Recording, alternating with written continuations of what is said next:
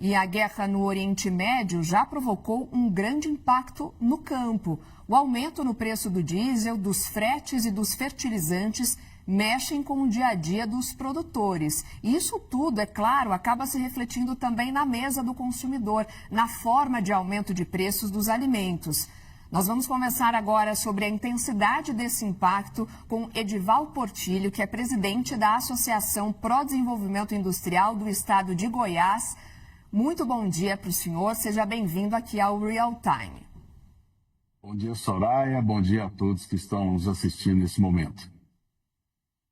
Obrigada pela gentileza de nos atender. Para a gente começar essa nossa conversa, né? O impacto da guerra ainda não está refletido nos índices de inflação. Mas vamos ver como as bebidas e a alimentação, né, que compõem o IPCA, a taxa oficial, têm se comportado ultimamente, né? Os alimentos e bebidas começaram o ano passado, 2025, em uma trajetória de alta. Mas a partir do fim do primeiro semestre, baixaram para o campo negativo. A gente, inclusive, preparou uma arte para quem nos acompanha por imagens para acompanhar também. E ficaram próximos ou abaixo de zero, isso por 6 meses, né? Então, voltaram a ganhar alguma atração, isso só em novembro, mas mantiveram variação positiva moderada até fevereiro, antes, portanto, do início da guerra. Então, talvez, Edival, o reflexo ainda não seja de fato sentido nas gôndolas, nos alimentos, mas você vê essa possibilidade acontecendo a longo prazo, caso a extensão da guerra se prolongue, e essa é a grande dúvida, né, de analistas, de economistas, a saber quanto tempo mais esse conflito vai chegar.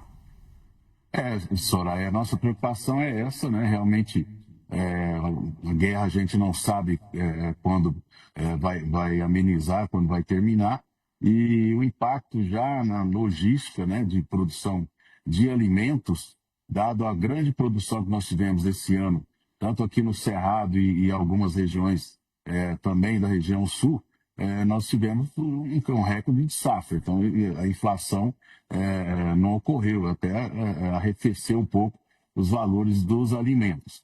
Agora, nos preocupa muito porque mais de 80% dos fertilizantes, né, utilizados na nossa agricultura são provenientes de países que estão em guerra, por exemplo, Rússia e Ucrânia, e também passam pelo Estreito de Hormuz, onde está sendo complicada a logística lá para trazer esses insumos, né, para a nossa agropecuária.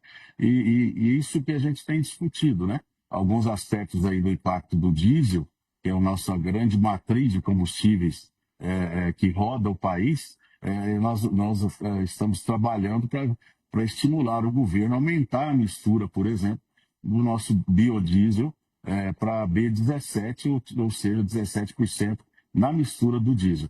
Isso, além de agregar valor, de diminuir nossa independência do diesel externo, nós estaríamos também promovendo a nossa agricultura, que esse biodiesel é produzido em grande monta, né, acima de 70%, com óleo de soja.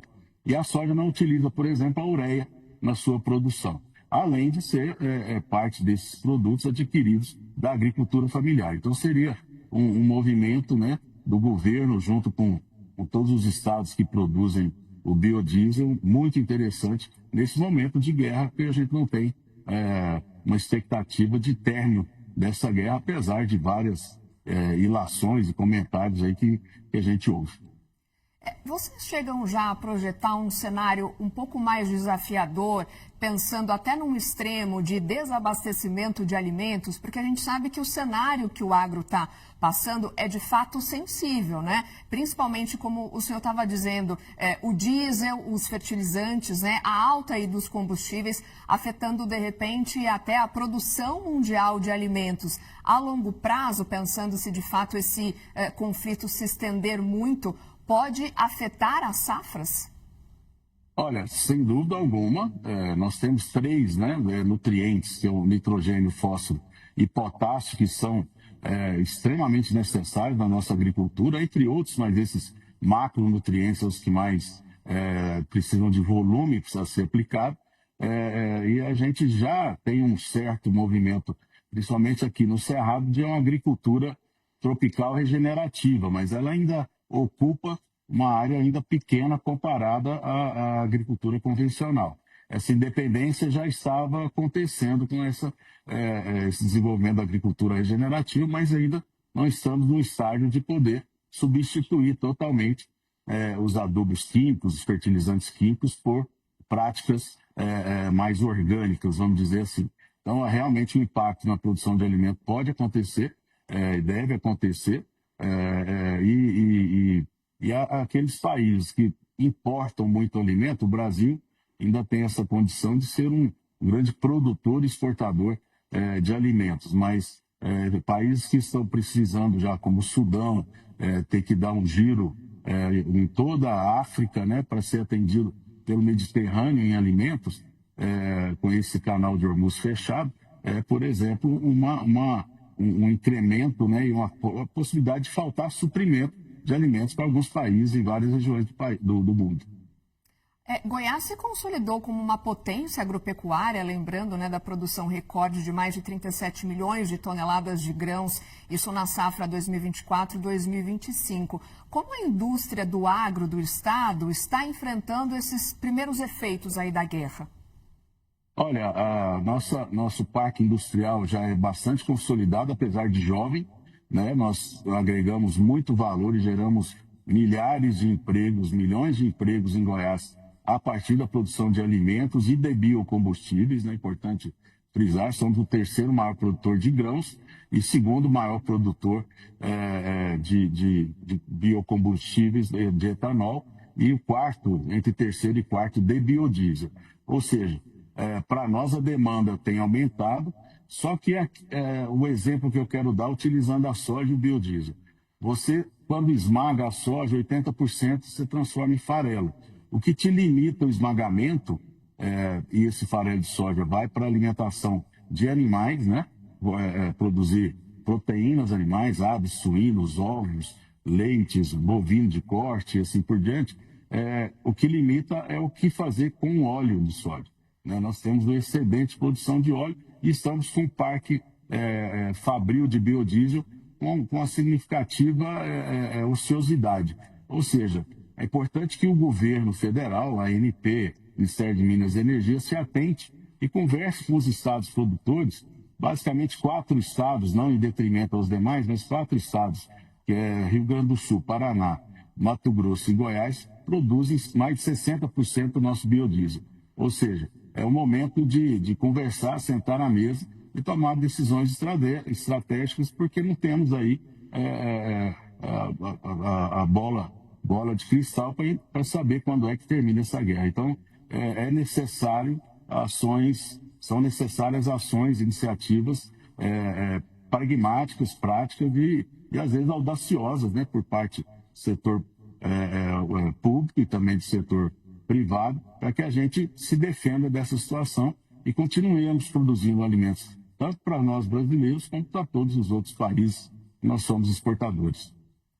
Nesse sentido, até de medidas emergenciais, já há algum tipo de mudança na logística para o escoamento dos produtos? Olha, aquela questão da tempestade perfeita, né? Nós estamos em cima de uma discussão de uma tabela de frete. Nós temos aí essa questão da guerra com um incremento né, substancial do valor, do preço do diesel. Então, as empresas estão tentando se ajustar a essa situação, mas não é tão simples assim, né?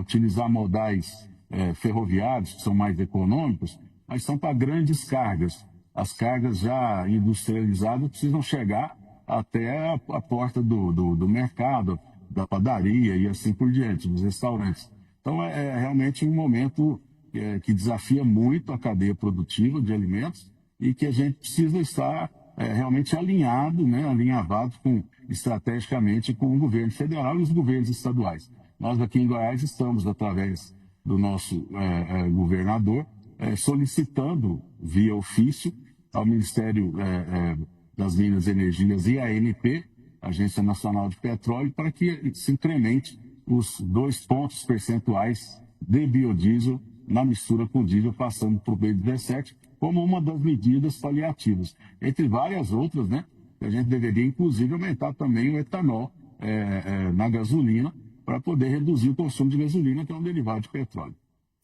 A guinada no cenário internacional, por conta dessa guerra, já conseguiu ou já altera, nesse momento, planejamento, né, a longo prazo, seja para investimentos do setor? Sem dúvida alguma. Porque mesmo que se terminasse a guerra hoje, que seria espetacular, né, o que foi destruído, o que está sendo destruído, levará muito tempo para se restabelecer. Né? Então, isso mexe totalmente na configuração dos planejamentos, e o desenho de vários cenários cotidianamente são redesenhados aí para a gente continuar tentando produzir alimentos com valores acessíveis à população e aos mercados internacionais.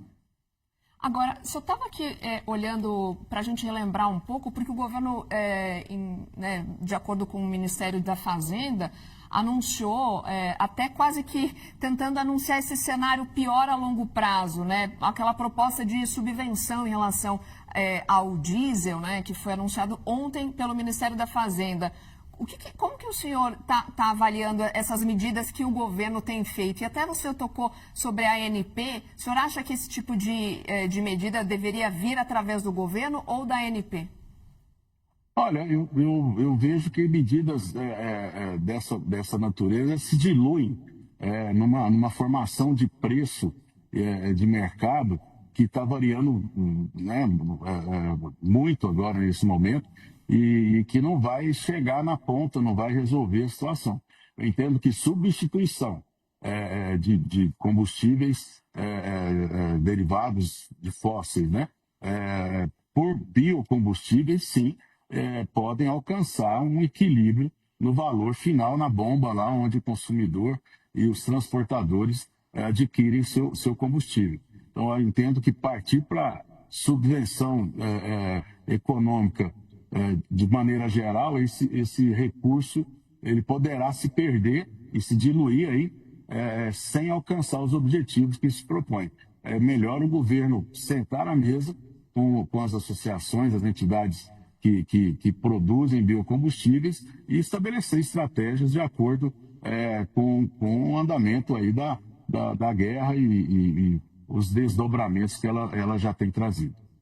Tanto é que os governadores já demonstram aí certa resistência a essas medidas e tem até o final dessa semana para dizer se aceita ou não.